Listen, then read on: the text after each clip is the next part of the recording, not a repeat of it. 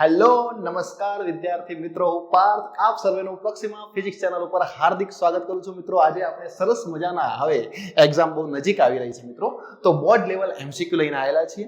આ board level MCQ સિરીઝમાં પહેલા તો આપણે દરેક ચેપ્ટરના જે બોર્ડની અંદર પૂછાય છે ને એવા એમસીક્યુની આપણે ચર્ચા કરીશું કે કયા લેવલના એમસીક્યુ પૂછાય છે. બરાબર છે? તમે જોશો ને તમને એવું લાગશે મિત્રો કે આવા પરીક્ષાની અંદર પૂછાય છે.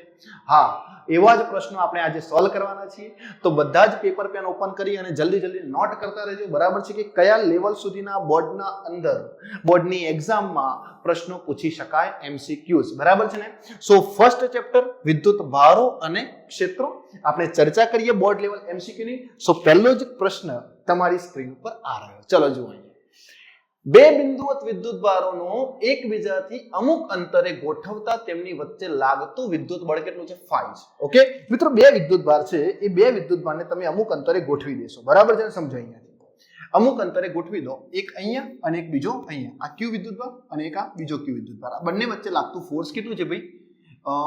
ફાઈ જેટલું બળ લાગે છે. હવે આ વિદ્યુત ભારોના મૂલ્યો બમણા કરી અને તેમની વચ્ચેનું અંતર અડધું કરી દેવામાં આવે. માની લો કે અંતર અહીંયા r હતું. બરાબર છે? હવે આ r અંતર હોય તો આ બળ કેટલું હોય ભાઈ? F બરાબર k q સ્ક્વેર ભાગ્યા r સ્ક્વેર, એટલે કે ફાઈ બરાબર શું થઈ જશે? કે q square by r square થાય.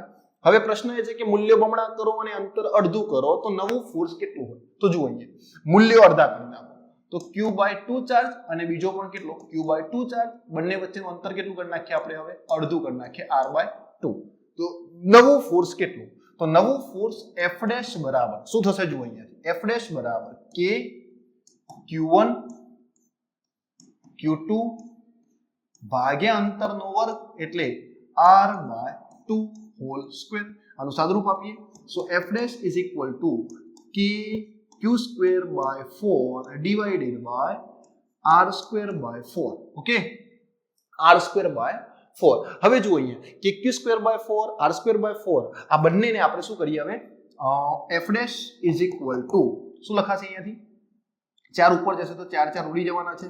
તો નવું ફોર્સ કે q square by કેટલું થશે? r square. બરાબર છે? એટલે પહેલા જેટલું ફોર્સ હતું એટલું ને એટલું જ ફોર્સ લાગશે. સો પહેલા જ પ્રશ્નની અંદર આપણો ઓપ્શન કયો મિત્રો? એ ઓપ્શન ક્લિયર છે. ઓકે, અંતર અડધું કરવામાં આવે તો તેમની વચ્ચે લાગતું વિદ્યુત બળ કેટલું થાય? તો જુઓ પહેલા જે વિદ્યુત ભાર આપેલા હતા એમના વચ્ચે લાગતું બળ ફાઈ હતું. હવે વિદ્યુત ભારના મૂલ્ય બમણા કરી નાખો. બરાબર છે? સોરી મિસ્ટેક, આપણે મૂલ્ય અડધા કરે. જો અડધા કરી દઈએ ને મિત્રો તો એટલું ને એટલું ફોર્સ લાગશે. અહીંયા બમણા આપેલું છે. ઓકે, સો આ અડધા વાળો કોન્સેપ્ટ નોટ કરો, આપણે બમણા વાળો જોવાનો છે. ઓકે મિત્રો, તો જુઓ અહીંયા, sorry about for this. Okay, આપણે બમણા કરવાના છે આ મૂલ્ય ને મિત્રો. ઓકે, આ તો અડધા હતા, અડધા કરો તો કોઈ જ ના ફરક પડે ભાઈ. બરાબર છે? હવે આપણે બમણા કરીએ તો શું ફેરફાર થશે? જોઈ લો અહીંયાથી. ચલો આપણે બમણા કરી દઈએ ફોર્સના મૂલ્યોને તો ફેરફાર શું થાય? બરાબર, ફોર્સના મૂલ્યો નહીં, આ વિદ્યુત ભારના મૂલ્યોને આપણે બમણા કરવાના છે. બરાબર છે ને? તો જુઓ કે 2q બમણા થઈ ગયા. અહીંયા પણ ચાર્જ કેટલો? 2q થઈ ગયો, બમણો થઈ ગયો. અને અંતર કેવું છે? અડધું. તો અહીંયા જુઓ, એક 2q અને બીજા કેટલા? 2q. બમણા કર્યા ભાઈ, આપણે અડધા કરી દીધા ભૂલથી. ઓકે, ચિંતા ના કરો. સો અહીંયા શું આવશે? 4kq square. હવે આ 4 ઉડશે નહીં ભાઈ, હવે તો ઉપર જશે. તો 4 into 4 શું થઈ જશે ભાઈ? 16 થશે. બરાબર છે ને? કેટલા થઈ જશે? 16 થવાના છે. ઓકે, આ પણ આપણે સાફ કરી દઈએ. ઓકે ભાઈ, કેટલા થશે મિત્રો? 16 થશે. અહીંયા 4 છે ને, આ ઉપર જશે તો f' is equal to 16 kq square divided by 4. Sorry, kq square divided by r square. Okay, kq square divided by કેટલા થશે ભાઈ? r square. Done. So r square. So f' is equal to 16f અને f' એટલે નવું force phi બરાબર કેટલું થશે ભાઈ? 16 ફાઈ. કારણ કે ફોર્સ ને ભાઈ ફાઈ વડે દર્શાવેલું છે. શું ફરક પડે છે? તો જવાબ આવશે આપણો D. Okay, so by mistake આપણે અહીંયા બમણાની જગ્યાએ અડધા કરી નાખીએ. ચિંતા ના કરતા, એ બી કોન્સેપ્ટ છે એક સરસ મજાનો. એ બી તૈયાર થઈ ગયો અને આ બી તૈયાર થઈ જશે. ઓકે, ચલો તો આપણો આન્સર કયો આવશે મિત્રો? 16 ફાઈ. ઓકે, નેક્સ્ટ સવાલ જુઓ. ડન. ઓકે, જુઓ અહીંયા શું આપ્યું છે ભાઈ? બે વિદ્યુત ડાયપોલને સમાન વિદ્યુત ક્ષેત્રમાં મૂકતા તેના પર લાગતું પરિણામી બળ કેટલું હોય? હવે બે વિદ્યુત ડાયપોલને આપણે સમાન વિદ્યુત ક્ષેત્રમાં મૂકી દઈએ તો પરિણામી ફોર્સ કેટલું? તો જુઓ, બે વિદ્યુત ડાયપોલને આપણે વિદ્યુત ક્ષેત્રમાં મૂકીએ ને ભાઈ તો પરિણામી ફોર્સ હંમેશા 0 થઈ જાય. એક હોય તો પણ કેવું થઈ જાય? પરિણામી ફોર્સ તો 0 જ થશે. તો એ ફોર્સ હંમેશા કેવું હોય છે મિત્રો? 0. જુઓ અહીંયા ઇલેક્ટ્રિક ફિલ્ડ આપેલું હોય આ રીતે, બરાબર છે ને? ખબર છે ને ભાઈ? અને અહીંયા તમે ડાયપોલ મૂકી દો તો એક વિદ્યુતભાર ઉપર આ બાજુ ફોર્સ લાગે, એક વિદ્યુતભાર ઉપર આ બાજુ ફોર્સ લાગે. વિદ્યુતભાર જે આની દિશામાં જાય એ માઈનસ હોય અને આની દિશામાં જાય, વિરુદ્ધ દિશામાં જાય એ પ્લસ. તો આ F ફોર્સ, આ માઈનસ F ફોર્સ બંને બરાબર છે. અહીંયા પ્લસ માઈનસ, સોરી અહીંયા માઈનસ આવશે. ઓકે, આ માઈનસ હોય તો આ કઈ હોય? પ્લસ. તો અહીંયા લાગતું ફોર્સ પોઝિટિવ હોય તો અહીંયા નેગેટિવ. તો નેટ ફોર્સ કેવું થઈ જશે મિત્રો? 0. અહીંયા એક ડાયપોલ મૂકો કે બે ડાયપોલ મૂકો, નેટ ફોર્સ હંમેશા કેવું હોય? 0 હશે. ચલો નેક્સ્ટ. ઓકે, એક વિદ્યુત ડાયપોલને કોઈ બિંદુવત વિદ્યુતભારના ક્ષેત્રમાં મૂકેલ હોય. એક વિદ્યુત ડાયપોલને કોઈ બિંદુવત વિદ્યુતભારના ક્ષેત્રમાં મૂકેલો હોય એટલે બિંદુવત વિદ્યુતભાર અહીંયા છે Q, બરાબર. આનું વિદ્યુત ક્ષેત્ર આ રીતે આપણને આપેલું છે, બરાબર છે. તો આ તો ડાયપોલ માટે ભી અનિયમિત ઇલેક્ટ્રિક ફિલ્ડ થઈ ગયું, બરાબર છે ને? અને જ્યારે અનિયમિત ઇલેક્ટ્રિક ફિલ્ડ હોય તો પહેલું તો એક જ વસ્તુ કે ડાયપોલ પર લાગતું ટોર્ક શૂન્ય હોઈ શકે. બીજી બધી વસ્તુ ભાઈ શૂન્ય ના જ હોય, આપણને આ ખબર પડે છે. તો આપણો ઓપ્શન કયો આવશે? સી. અહીંયા હું ડાયપોલ મૂકી દઉં મિત્રો, બરાબર છે ને? તો ફોર્સ તો ક્યારે 0 થવાનું નથી, બરાબર છે? વિદ્યુત બળ શૂન્ય જ હોય, આ તો ખોટી વસ્તુ છે, બરાબર. ડાયપોલ પર લાગતું પરિણામી વિદ્યુત બળ શૂન્ય હોઈ શકે? શૂન્ય હોઈ શકે? ના હોઈ શકે, કારણ કે અનિયમિત છે. ડાયપોલ પર લાગતું ટોર્ક શૂન્ય હોઈ શકે? હા, હોઈ શકે. ટોર્ક શૂન્ય હોઈ શકે કારણ કે ડાયપોલ ફરી શકશે નહીં. ડાયપોલ પર લાગતું ટોર્ક શૂન્ય જ હોય? શૂન્ય જ હોય એ પણ શક્ય નથી, શૂન્ય હોઈ શકે, બરાબર છે ને? એટલે આપણો સી ઓપ્શન કરેક્ટ છે. ડન. ચલો ચોથો સવાલ જોઈએ. ઓકે, જુઓ, એક ઇલેક્ટ્રોન અને એક પ્રોટોનને સમાન વિદ્યુત ક્ષેત્રમાં મૂકીએ તો શું થાય? બરાબર છે. એક ઇલેક્ટ્રોન આપેલો છે, એક પ્રોટોન આપેલો છે, અને આ બંનેને આપણે જો સમાન ઇલેક્ટ્રિક ફિલ્ડમાં મૂકી દઈએ તો શું થાય? તે બંને પર લાગતા બળોના મૂલ્ય અને દિશા સમાન ના હોય ભાઈ. ઇલેક્ટ્રોન અને પ્રોટોન અલગ અલગ દિશામાં દોડે, બરાબર છે ને? સો પહેલો ઓપ્શન રોંગ. તે બંને પર લાગતા બળોના મૂલ્યો સમાન હોય? હા, બળનું મૂલ્ય સમાન હોઈ શકે. ઓકે. તે બંનેમાં ઉદ્ભવતા પ્રવેગ સમાન હોય? ના ભાઈ, પ્રવેગ એ માસ ઉપર આધાર રાખે છે, એ પણ ખોટી વસ્તુ છે. તે બંનેમાં ઉદ્ભવતા પ્રવેગના મૂલ્યો સમાન હોય? ના, એ પણ વસ્તુ ખોટી છે. સો ઓપ્શન બી એ કરેક્ટ છે. બંને પર લાગતા બળોના મૂલ્યો કેવા હશે? સમાન હશે. ઓકે મિત્રો, ચાલો નેક્સ્ટ. ડન. જો અહીંયા શૂન્ય અવકાશમાં એકબીજાથી અમુક અંતરે મૂકેલા બે બિંદુવત વિદ્યુતભાર વચ્ચે ઉદ્ભવતું બળ આલ્ફા છે, બરાબર છે. શૂન્ય અવકાશમાં એક ચાર્જ અહીંયા મૂકેલો છે, બીજો ચાર્જ અહીંયા મૂકેલો છે. માની લો કે બંને વચ્ચેનું અંતર તમને r આપ્યું છે અને આમની વચ્ચે આલ્ફા ફોર્સ ઉદ્ભવે છે. F બરાબર આલ્ફા કેટલા થશે? kq² divided by r². Okay. જો આ જ બે વિદ્યુતભારોને આટલા જ અંતરે પરંતુ k જેટલો ડાઇલેક્ટ્રિક અચળાંક ધરાવતા માધ્યમમાં મૂકવામાં આવે તો તેમની વચ્ચે લાગતું બળ કેટલું થઈ જાય? હવે યાદ કરો ભાઈ, માધ્યમ હોય ડાઇલેક્ટ્રિક વાળું તો F' ફોર્સ F ભાગ્યા કેટલું થઈ જાય? k જેટલું. એટલે કેટલું થશે? Alpha by k. સો નવું ફોર્સ ડાઇલેક્ટ્રિકના કારણે કેટલું થઈ જાય ભાઈ? આલ્ફા બાય k, બરાબર છે? આટલું થઈ જશે. એટલે F બાય k. F ને આપણે આલ્ફા કીધું છે તો ડાઇલેક્ટ્રિકના કારણે k માં ભાગનું થઈ જશે. ચલો નેક્સ્ટ. છઠ્ઠો સવાલ જુઓ. બે બિંદુવત વિદ્યુતભારો 4q અને -q વચ્ચેનું અંતર r છે. બંને વિદ્યુતભારની બરાબર વચ્ચે ત્રીજો વિદ્યુતભાર q મૂકવામાં આવે છે. જો વિદ્યુતભાર -q પર લાગતું પરિણામી બળ શૂન્ય હોય તો q નું મૂલ્ય કેટલું થાય? બરાબર છે ને? તો કોઈ એકના ઉપર લાગતું ફોર્સ 0 કરી દો ભાઈ. આવું છે તમારી જોડે, એક વિદ્યુતભાર 4q છે, બરાબર, અને બીજો વિદ્યુતભાર -q છે. હવે એક ત્રીજો વિદ્યુતભાર q મૂકવામાં આવે છે, બરાબર મધ્યમાં, બરાબર છે ને? અહીંયા q બરાબર મધ્યમાં મૂકેલો છે, બરાબર છે? અહીંયા એક, આ બીજો, અને અહીંયા સેન્ટરમાં. ઓકે. તો -q પર લાગતું પરિણામી બળ શૂન્ય હોય તો q નું મૂલ્ય કેટલું હોય? આના ઉપર લાગતું નેટ ફોર્સ કેવું મિત્રો? 0. એટલે આના વડે લાગતું ફોર્સ અને એક આના વડે લાગતું ફોર્સ એ કેટલું થવું જોઈએ? નેટ ફોર્સ 0 થવું જોઈએ. એટલે જુઓ, આ માઈનસ ચાર્જ છે તો આ વિદ્યુતભાર આને ખેંચતો હશે ને આ વિદ્યુતભાર પણ આને ખેંચતો, તો સીધી વસ્તુ ખબર પડે ભાઈ, બે વિદ્યુતભાર જો આને ખેંચે તો આ પહેલા તો પરિણામી ફોર્સ 0 થાય નહીં. તો એનો મતલબ એવો કે આ માઈનસ હોવું જોઈએ. તો આ માઈનસ શું કરે? આને ધકેલશે, માઈનસ છે આ પણ, તો આને ધક્કો મારશે અને આ પ્લસ શું કરશે, આને પોતાની તરફ ખેંચશે. એટલે બંનેના કારણે શું થશે ભાઈ, નેટ ફોર્સ 0 થશે. તો જુઓ, નેટ ફોર્સ 0 થવા માટે આપણે એક F1 force plus F2 force બંનેને એડ કરી દઈએ. તો નેટ ફોર્સ કેટલું, 0. પણ એડ ના કરી શકાય, કેમ, બંને વિરુદ્ધ દિશામાં છે ભાઈ. ઓકે, બંને કેવા છે, વિરુદ્ધ દિશામાં છે. સો F1 ફોર્સ આના કારણે અહીંયા કેટલું હોય, તો કે Q1 Q2 ભાગ્યા અંતર માની લો કે R છે, તો અહીંયા કેટલા થશે, R² માઇનસ અહીંયાથી આટલું અંતર કેટલું થાય, R/2 થશે. બરાબર છે. તો અહીંયા શું લખાય, કે Q પછી આ સ્મોલ q ભાગ્યા અંતર કેટલું, R/2². તમે આને સોલ્વ કરશો ભાઈ, આ 0 મૂલ્ય છે, એક પદ આ બાજુ લઈ આવો તો આવું થશે. જુઓ, કે 4q અને અહીંયા q ડિવાઇડેડ બાય શું થઈ ગયું, અહીંયા 4q, q divided by R² બરાબર શું આવશે અહીંયાથી, કે q ડિવાઇડેડ બાય R²/4 ઉપર જતા રહેશે. બરાબર છે.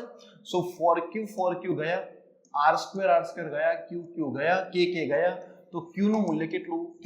પણ એ q કેવા છે, માઈનસ. તો આન્સર કેવો આવશે મિત્રો, q કેવો હોવો જોઈએ, માઈનસ. તો માઈનસ q આન્સર આવે એ ઓપ્શન. ક્લિયર. સો છઠ્ઠા ની અંદર ઓપ્શન એ ઇઝ કરેક્ટ. ચલો 7મો સવાલ જુઓ, 7 નંબરનો સવાલ. ઓકે, અને આવો સવાલ તો ઘણીવાર કરેલો છે મિત્રો. એ ત્રિજ્યાના વર્તુળના પરિઘ પર રેખીય વિદ્યુતભાર ઘનતા, આપણે એ ત્રિજ્યાનું એક વર્તુળ આપ્યું છે. બરાબર છે. આની ત્રિજ્યા કેટલી છે, a, અને આના ઉપર લેમ્બડાનું મૂલ્ય આપ્યું છે, λ0 cos θ. તો તેના પર કુલ વિદ્યુતભાર કેટલો હશે. તો જુઓ, અહીંયાથી આપણે થોડા થીટા જેટલા ઉપર આવી જઈએ અને આ થીટા એંગલ જેટલા, અને એક નાનકડું ખૂણો નક્કી કરીએ, d θ, અને d θ અને એની ત્રિજ્યા કેટલી, a. તો અહીંયા x અંતરમાં પથરાયેલો વિદ્યુતભાર મળી જાય તમને આટલા ચાપ ઉપર, તો એનું સંકલન કરો તો બધું મળશે. ઓકે, તો અહીંયા આવું લખાય, ખૂણો બરાબર ચાપ ભાગ્યા ત્રિજ્યા. તો આ ત્રિજ્યાનું મૂલ્ય કેટલું, સોરી આ ચાપનું મૂલ્ય કેટલું, x બરાબર a d θ આવી જાય. ડન. તો આટલાની અંદર કેટલો વિદ્યુતભાર હોય, તો એટલાની અંદર સમાયેલો વિદ્યુતભાર લેમ્બડા શોધવો હોય મિત્રો, તો લેમ્બડા બરાબર ચાર્જ ડિવાઇડેડ બાય એકમ લંબાઈ. અને એ લંબાઈ કેટલી છે મિત્રો, આપણી જોડે x છે. બરાબર છે. કેટલી છે લંબાઈ, x. તો અહીંયા આપણે શું લખીએ ભાઈ, x લખી દઈએ. ઓકે, l નહીં, આપણે હવે શું લખવાનું, x, કારણ કે આપણે x નક્કી કર્યા છે. તો x, તો આની અંદર રહેલો સૂક્ષ્મ ચાર્જ કેટલો, તો dq બરાબર લેમ્બડા ઇન્ટુ x. તો લેમ્બડા x કેટલા છે, a d θ. તો લેમ્બડા આપણને મળેલા છે, અહીંયા આ રહ્યા, λ0 cos θ, ઓકે, a d θ. બરાબર છે. અને અહીંયા dq. તો આ dq ચાર્જ મળ્યો, આની અંદર સ્મોલ ચાર્જ. બરાબર છે ને. હવે આનું સંકલન કરી દો તો ટોટલ ચાર્જ q મળશે, ક્યાંથી ક્યાં સુધી, 0 થી ફરીને આખું વર્તુળ એટલે 2π. અને આનું સંકલન λ0 cos θ a d θ. બરાબર છે. So q is equal to λ0, એ કોન્સ્ટન્ટ છે, બહાર લઈ લો, 0 થી 2π cos θ d θ.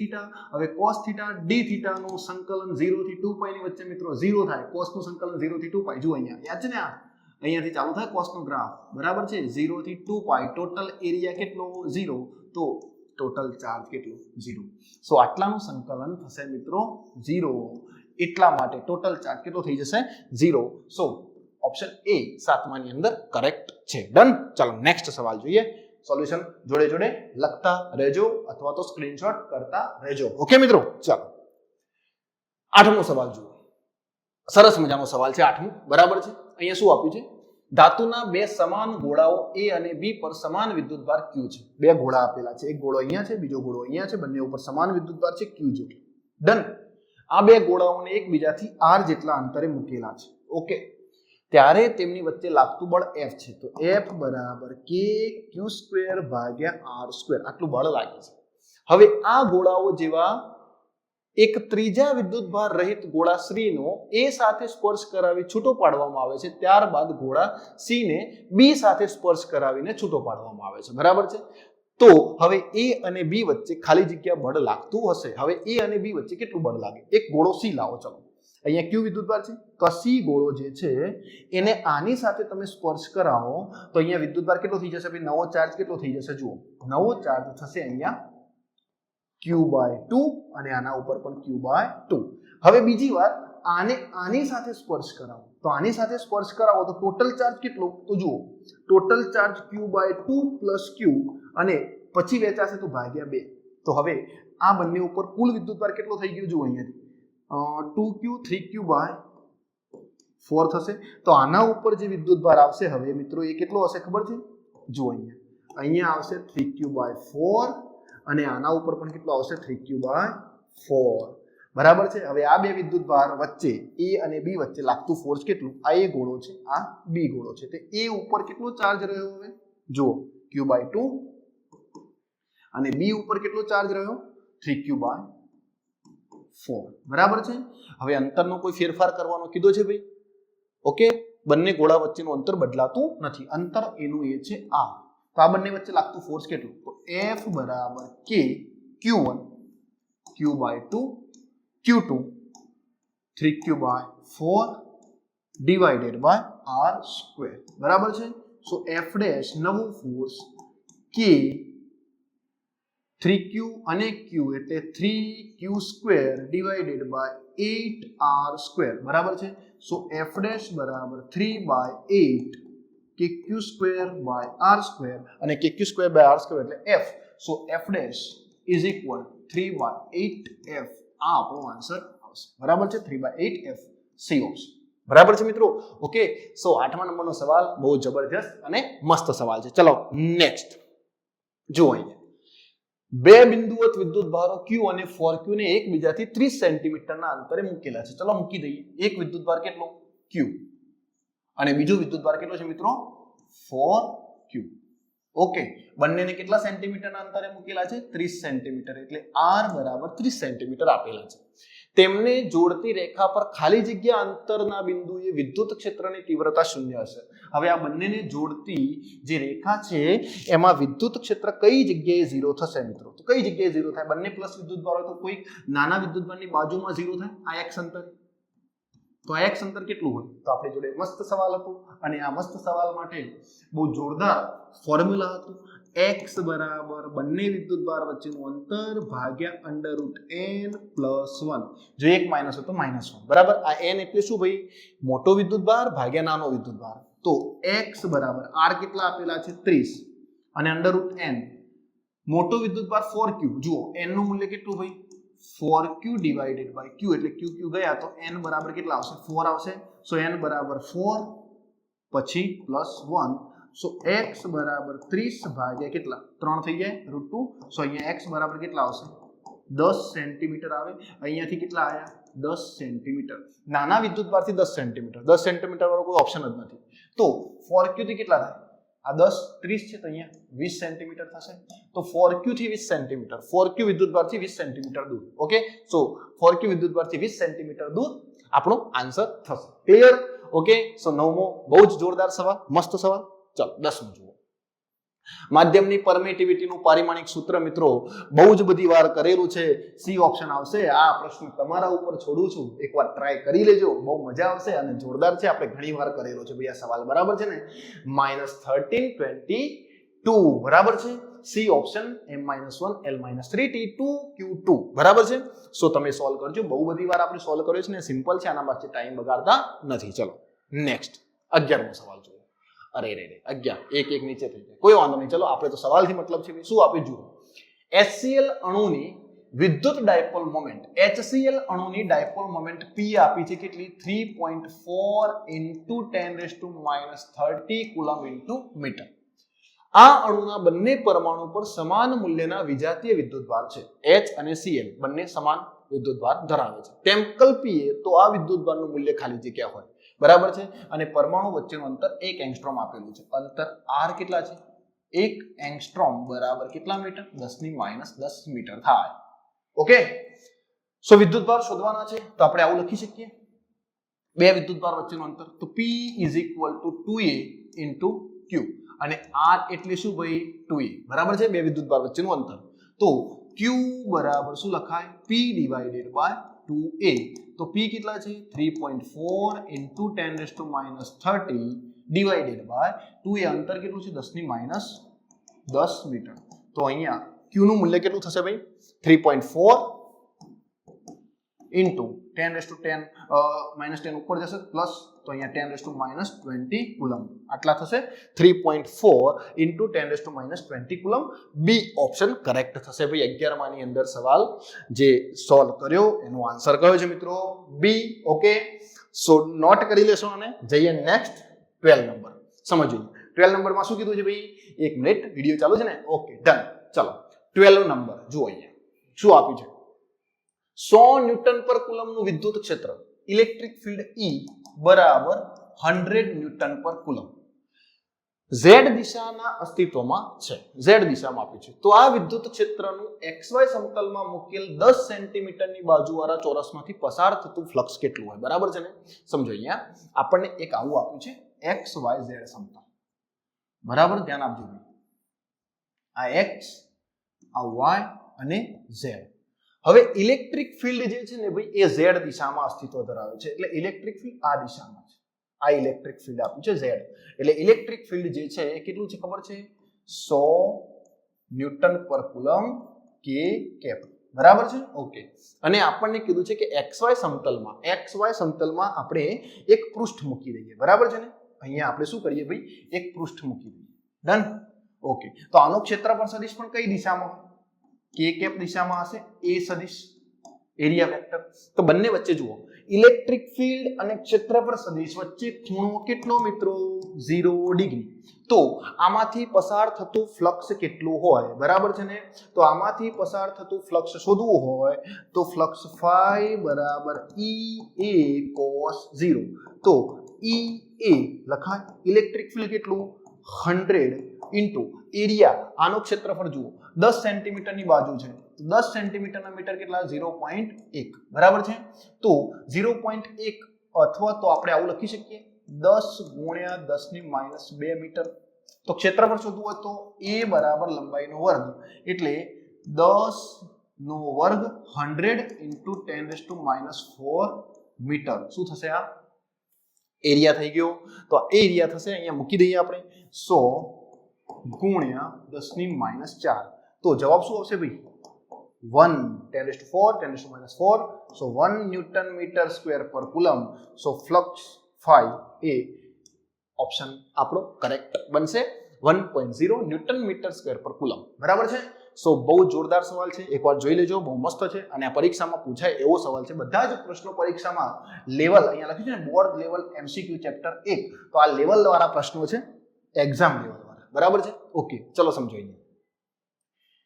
એક ગોળીય કવચની ત્રિજ્યા 10 મિલીમીટર છે બરાબર છે તેના પર 100 માઇક્રોકુલમનો વિદ્યુતભાર મૂકેલો છે અહીંયા એક ગોળીય કવચ આપ્યું છે બરાબર છે આની ત્રિજ્યા આપણને કેટલી આપી છે ભાઈ 10 મિલીમીટર ઓકે અને તેના પર 100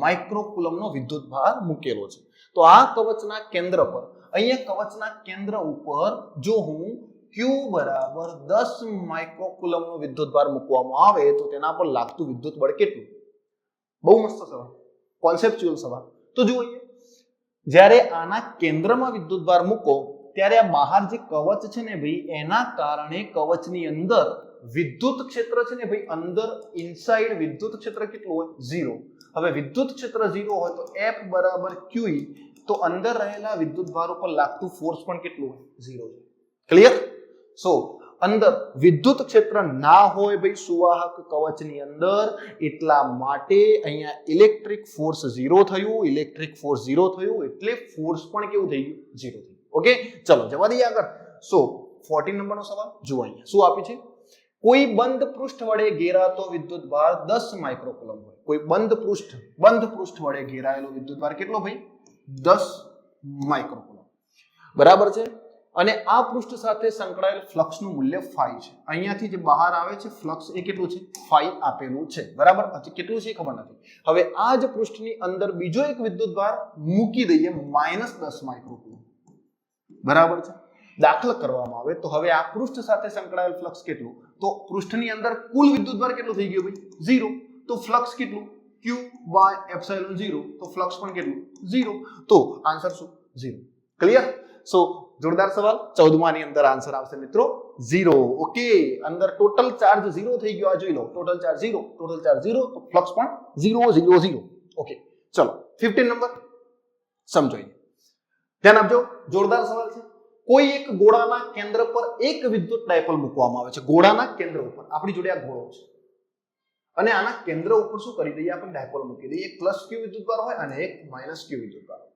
તો આ પૃષ્ઠ સાથે સંકળાયેલું વિદ્યુત ફ્લક્સ કેટલું હોય તો ફ્લક્સ કેટલું તો અંદર કુલ વિદ્યુતભાર કેટલો છે q = 0 plus q minus q dipole છે તો કુલ વિદ્યુતભાર 0 તો અહીંયાથી બહાર આવતો ફ્લક્સ પણ કેટલું ભાઈ 0 સો અહીંયા option B is correct option 15મા ની અંદર આપણો જવાબ આવશે મિત્રો 0 ઓકે બહુ જ જોરદાર સવાલ છે ચલો 16 નંબર જો અહીં q જેટલો વિદ્યુતભાર ધરાવતા બે ભારે ગોળાઓને 1 મીટર લંબાઈની દોરી વડે એક જ આધાર બિંદુ પરથી ગુરુત્વ મુક્ત અવકાશમાં લટકાવેલા છે અહીંયા એક આધાર છે બરાબર છે અહીંયા આપણે 1 મીટરની દોરી વડે બે વિદ્યુતભારને લટકાવો ગુરુત્વ મુક્ત ગુરુત્વાકર્ષી બળ નથી જો બળ હોત ને કદાચ તો વિદ્યુતભાર લટકતા હોત ઓકે આ બે ગોળા વચ્ચેનું અંતર કેટલું હોય અહીંયા એક આધાર છે આ 1 મીટરની દોરી અહીંયા બીજી 1 મીટરની દોરી બરાબર છે ગુરુત્વ બળ ના લાગતું હોય તો આ બે વિદ્યુતભાર વચ્ચે અપાકર્ષણ થઈને આમ થઈ જશે આમ થઈ જાય તો અહીંયા 1 મીટરની દોરી આ બાજુ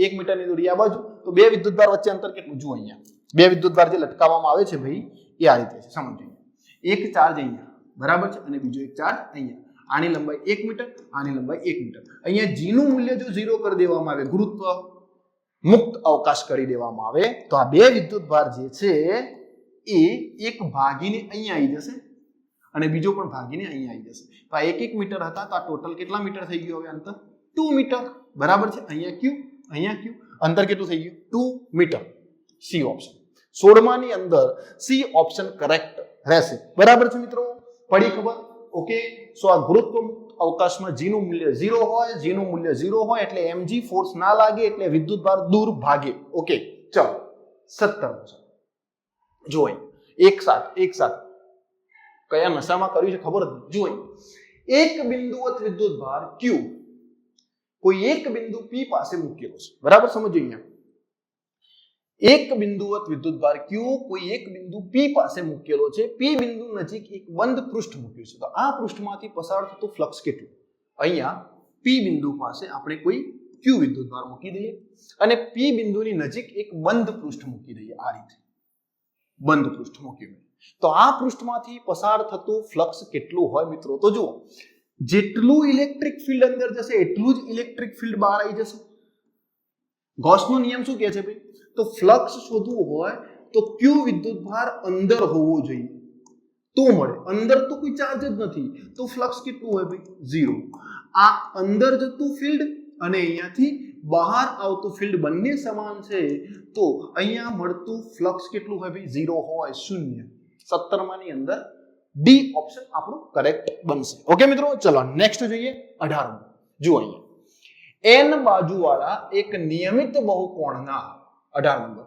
n બાજુવાળા એક નિયમિત બહુકોણના n-1 શિરોબિંદુ પર n-1 શિરોબિંદુ પર દરેક પર q જેટલો વિદ્યુતભાર મૂકેલો છે તો બહુકોણના કેન્દ્રથી દરેક શિરોબિંદુનું અંતર r છે તો કેન્દ્ર પર વિદ્યુત ક્ષેત્ર કેટલું હવે બહુકોણ એટલે તો ઘણા બધા ખૂણા હોય આપણે ધારી લઈએ કે 4 ખૂણા છે લો ચલો ચોરસ ધારી લો કારણ કે આસાન રચના એ છે બરાબર છે આમાંથી n-1 શિરોબિંદુ પર q જેટલો વિદ્યુતભાર n-1 એટલે 4 માંથી 3 ના ઉપર મૂકેલો q q અને q તો આના કેન્દ્રથી શિરોબિંદુ સુધીનું અંતર r છે અહીંયા કેન્દ્રથી શિરોબિંદુ સુધીનું અંતર કેટલું r r અને અહીંયા પણ r પણ અહીંયા તો ચાર્જ જ નથી બરાબર છે ઓકે તો સમજો કેન્દ્ર પર વિદ્યુત ક્ષેત્ર શોધો તો જુઓ આના કારણે પ્લસ q સામસામે જે ચાર્જ આપેલા છે આ વિદ્યુતભારના કારણે આ બાજુ ફોર્સ લાગશે આ વિદ્યુતભારના કારણે આ બાજુ આ બંને એકબીજાની અસર કેન્સલ કરશે ઓકે તો આ તો 0 પણ આના કારણે આ બાજુ ઇલેક્ટ્રિક ફિલ્ડ હશે કેટલું હશે ભાઈ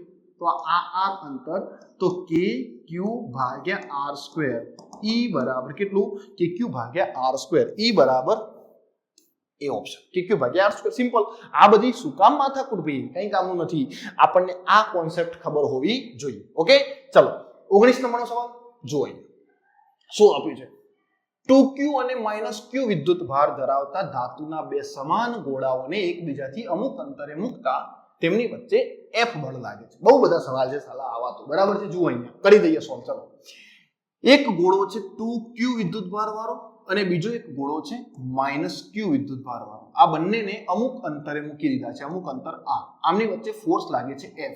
તો F બરાબર k 2q અહીંયા q ભાગ્યા અંતર કેટલું r². માઇનસ પ્લસ લખવાની જરૂર નથી, એટ્રેક્ટિવ ફોર્સ છે, ખબર પડી ગઈ આપણને, બરાબર છે ને? હવે તેમને વાહક તારથી જોડી અને છૂટા પાડ્યા પછી એટલા જ અંતરે મૂકવામાં આવે છે. હવે આ બંનેને વાહક તાર વડે જોડી દો. તો વાહક તાર વડે જોડીએ તો કુલ વિદ્યુતભાર કેટલો? તો 2q - q ભાગ્યા 2 વેચી જાય બંને ઉપર. તો 2q - q એટલે q/2 થઈ ગયા. 2q - q એટલે q/2. તો અહીંયા વિદ્યુતભાર આવશે q/2 નવો ચાર્જ અને અહીંયા પણ વિદ્યુતભાર કેટલો આવશે? નવો q/2. હવે અલગ એટલા જ અંતરે મૂકવામાં આવે તો તેમની વચ્ચે લાગતું ફોર્સ કેટલું? તો જુઓ, એટલા જ અંતરે તો નવું ફોર્સ F' કે q1 q2 ભાગ્યા અંતરનો વર્ગ. Okay, so F' is equal two શું લખાશે ભાઈ? kq² બાય 2 2 4 r² અને kq² બાય r² તો શું હતું ભાઈ? kq² બાય r² શું છે? ઓકે, નથી આપ્યું તો આપણે શું કરીએ? અહીંયા F1 અને F2 નો ગુણોત્તર લઈ લે તો આસાનીથી મળી જશે. તો જુઓ અહીંયા શું લખીએ આપણે? F ભાગ્યા F' બરાબર છે. તો F કેટલા છે? 2kq² બાય r² ભાગ્યા F' કેટલા મળે આપણને? kq² divided by 4r². તો જુઓ, kq² by r², kq² by r² ગયા, છેદનો છેદ ઉપર જશે તો અહીંયા શું આવશે? 8 આવશે. તો F ભાગ્યા F'. તો F' જે ફોર્સ છે ભાઈ, okay, F' force, sorry, F by F' force કેટલું હશે? F by 8. કેટલું હશે ભાઈ? F by 8. Okay, done.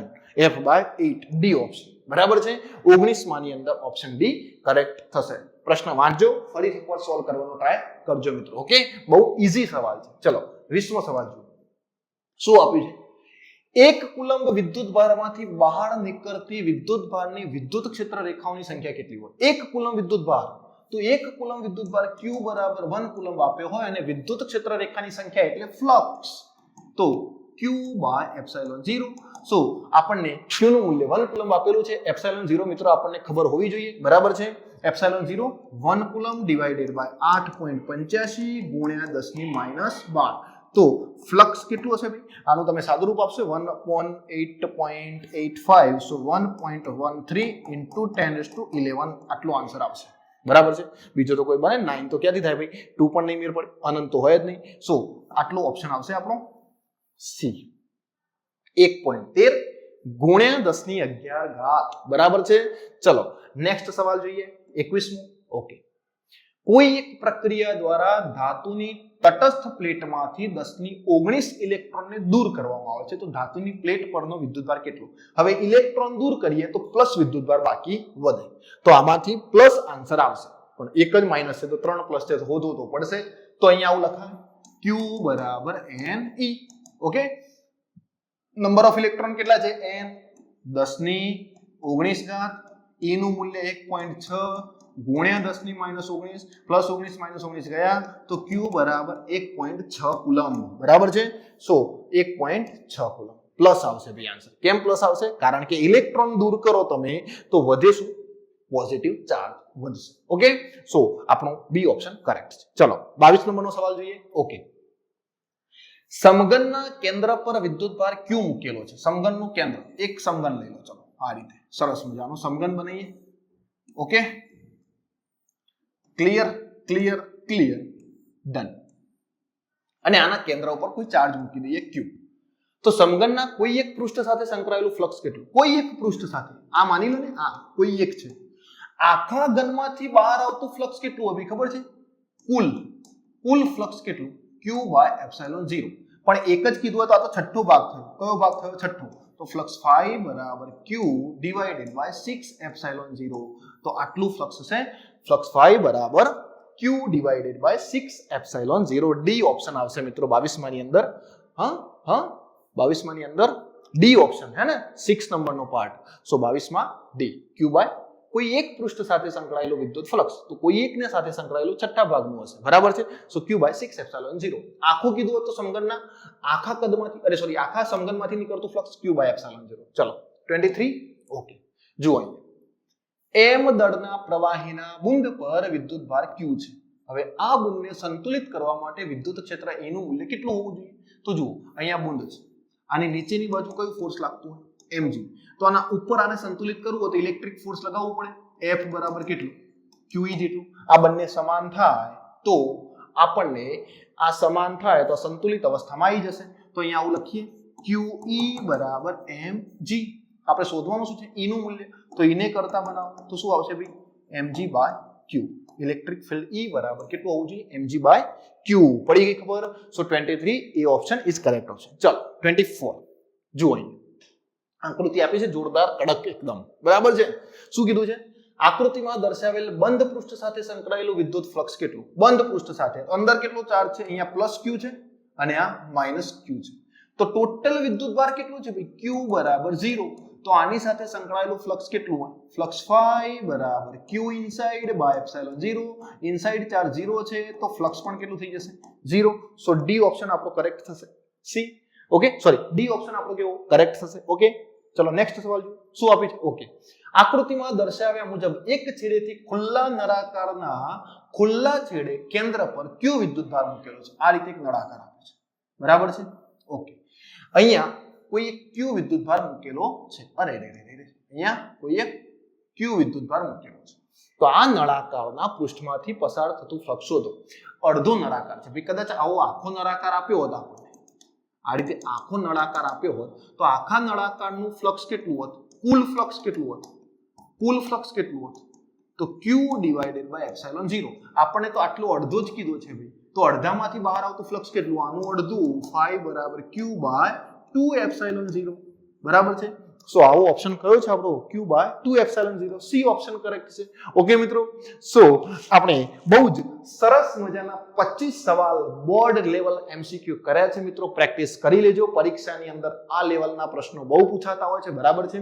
So exam માટે બેસ્ટ ઓફ લક અને મળીએ નેક્સ્ટ લેક્ચરની અંદર. ત્યાં સુધી bye bye and thank you.